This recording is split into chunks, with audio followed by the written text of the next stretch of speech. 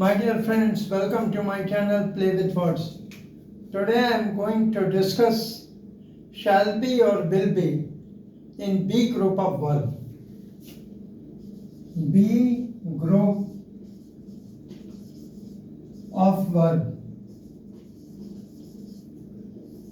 आज जो मैं डिस्कस कर रहा हूं वो shall be और will be है.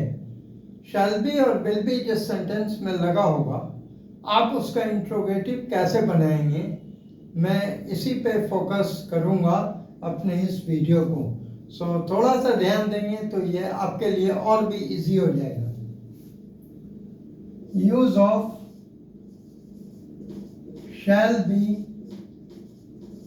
और विल बी.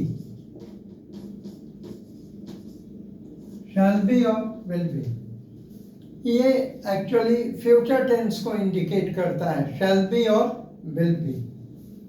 जैसे देखिए, आई शैल बी अ डॉक्टर. इस सेंटेंस को समझिए, आई शैल बी अ डॉक्टर. ये भविष्य में कह रहा है कि मैं एक डॉक्टर बनूंगा. ठीक है, आई शैल बी ए डॉक्टर भविष्य के लिए कह रहा है कि मैं एक डॉक्टर बनूंगा. तो इसका इंट्रोगेटिव बनाना है, कैसे बनेगा. अब आप देखिए, शैल बी को एक साथ तो आप लिख नहीं सकते हैं, तो आप क्या करेंगे, शैल को बाहर निकालेंगे. सबसे पहले शैल लिखेंगे, शैल, उसके बाद सब्जेक्ट आएगा I. Shall I be a doctor. Mark of interrogation, यानी मैं डिक्लेयर कर रहा है, इट इज डिक्लेरेटिव सेंटेंस. ठीक है, सिंपल सेंटेंस है. ये कह रहा है कि मैं भविष्य में एक डॉक्टर बनूंगा, डिक्लेयर कर रहा है आई शैल बी ए डॉक्टर. तो इसका इंट्रोगेटिव बनेगा shall I be a doctor. अब नेक्स्ट देखिए, he will be an scholar. He will be an scholar. भविष्य में वो एक स्कॉलर होगा, विद्वान होगा. तो क्या हो जाएगा, इसको निकालेंगे, will he be an scholar. Mark of interrogation होगा, will he be an scholar. Next देखिए, नेक्स्ट होगा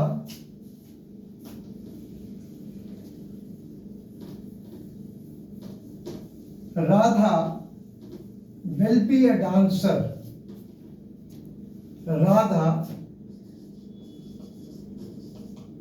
will be a dancer. Radha भविष्य में एक डांसर होगी. तो क्या हो जाएगा, will Radha be a dancer.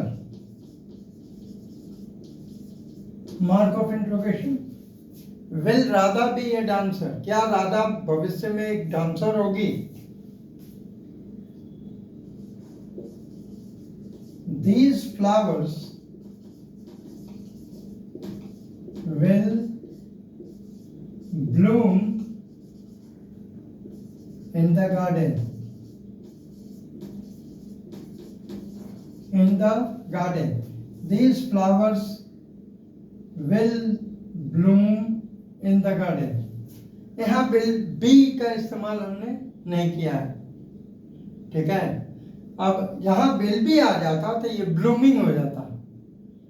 तो यहाँ हो जाएगा these flowers will bloom in the garden. क्या हो जाएगा, will these flowers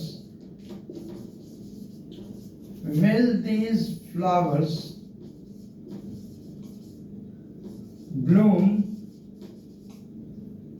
in the garden.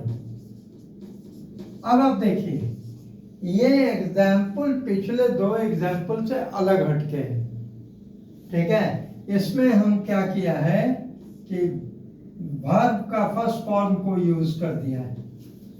तो ये थोड़ा सा डिफरेंट है, इसके बारे में मैं आपको आगे आने वाले वीडियो में बताऊंगा। अभी आप फोकस करेंगे विल बी और शैल बी पर। नेक्स्ट देखिए, the child will be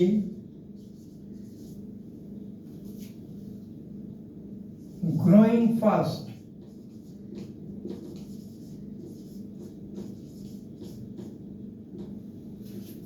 The child will be growing fast. Will the child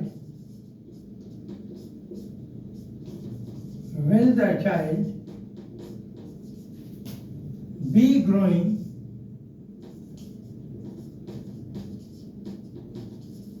fast? Mark of interrogation. ये भी थोड़ा डिफरेंट एग्जाम्पल है, लेकिन मैंने आपको ये एक्सप्लेन किया है कि आप इसको कैसे बनाएंगे। अब आप नेक्स्ट देखिए,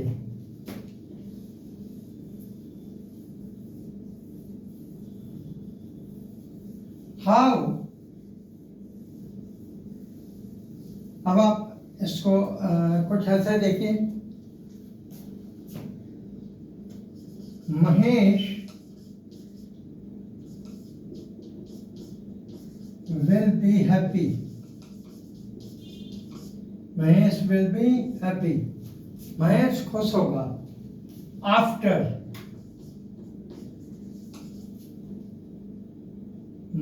Mahesh will be happy after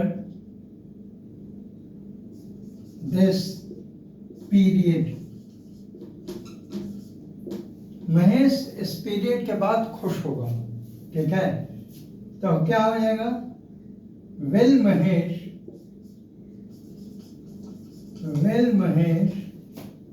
be happy after this period? Mark of interrogation. Mahesh will be happy after this period. Naresh will be happy after this month. He will be happy in his office. Jack will be happy in the evening. तो इस तरह का 50-100 sentence हम लोग बना सकते हैं कि महेश इस पीरियड के बाद खुश होगा, राम ऑफिस जाके खुश होगा। तो इस तरह का सेंटेंस जब भी आएगा तो हम क्या करेंगे, इसको यूज करेंगे दिए हुए स्ट्रक्चर को। अब आप इस स्ट्रक्चर को देखिए, ये स्ट्रक्चर कहता क्या है? स्ट्रक्चर कहता है विल और शैल प्लस सब्जेक्ट, उसके बाद बी, उसके बाद नाउन और एडजेक्टिव, नाउन और एडजेक्टिव और rest of the words, rest of the words plus mark of interrogation. Will और shall plus subject plus be plus noun और एडजेक्टिव या रेस्ट ऑफ द वर्ड्स। अगर ये दिया हुआ है तो ये, बाकी रेस्ट ऑफ द वर्ड्स में ये सब आ गया। तो इस स्ट्रक्चर को हम लोग फॉलो करेंगे और बी ग्रुप ऑफ वर्ब में फ्यूचर टेंस को बनाएंगे। एक चीज देखिए, he will be the Prime Minister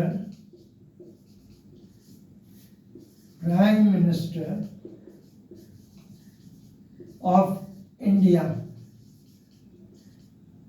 ये भविष्य के लिए कह रहा है कि वह भारत का प्रधानमंत्री होगा। क्या हो जाएगा, will he be the Prime Minister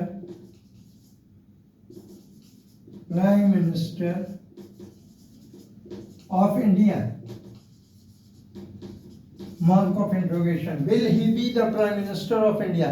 तो आप यूं समझ लीजिए कि जब भी आप इस तरह के स्ट्रक्चर को बनाएंगे तो विल और शैल जो दिया हुआ है उसको पहले लिखिए, फिर सब्जेक्ट लिखिए, फिर बी लिखिए, फिर रेस्ट ऑफ द वर्ड्स को लिखिए या नाउन और एडजेक्टिव जो भी दिया हुआ है उसको लिखेंगे। तो thank you very much. I think आप सारे लोग समझ गए होंगे बी ग्रुप ऑफ वर्ब। अब नेक्स्ट वीडियो में मैं इंट्रोगेटिव को ही डील करूँगा, लेकिन वो डू ग्रुप ऑफ वर्ब से होगा। तो इतना, आप लोग चैनल को देखें, लाइक करें, सब्सक्राइब करें, बेल आइकॉन को दबाएं और अपना कमेंट ज़रूर भेजें, क्योंकि आपका कमेंट मेरे लिए ज़रूरी है। ठीक है, तो थैंक यू वेरी मच।